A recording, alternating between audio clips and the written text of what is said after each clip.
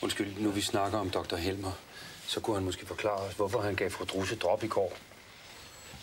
Ja, det kunne være rart for os, der skal behandle patienterne, og vide, hvad overlægens plan egentlig går ud på. Jag menar. Det är inte jag som har lagt in fru Drusse. Det är den samlade danska läkarkåren. Då utgår jag ifrån att den samlade danska läkarkåren har en behandlingsplan.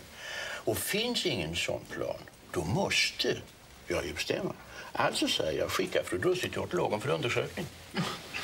Ortologisk undersøgelse?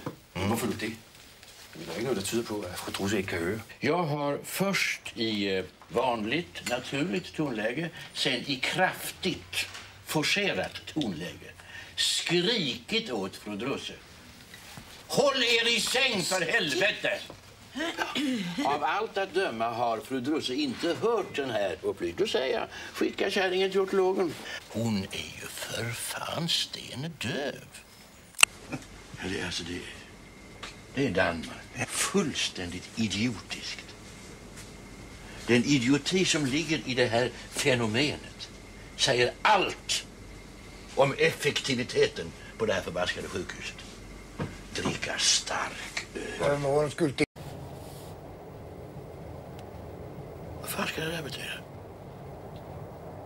Är ni fullständigt idiot?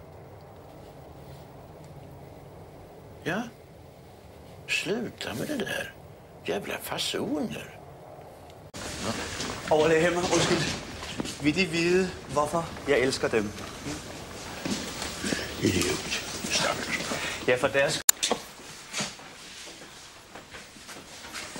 Hævetræ. Idiot. Små blå balloner. Patientfixering. Belzebub. Tvångslobotomi. Tetra Pak. Ja. Volvo. Ja. Pripps Blå. Ja. Björn Borg. Ja. Hipsters. Ja. Kalla den änglamarken eller himlajorden om du vill. Tack. Ni svenska vakttorn. Med plutonium tvingar vi dansken på knä. Här, Danmark. Utskitet av kalk och vatten. Och där, Sverige. Hugget i granit.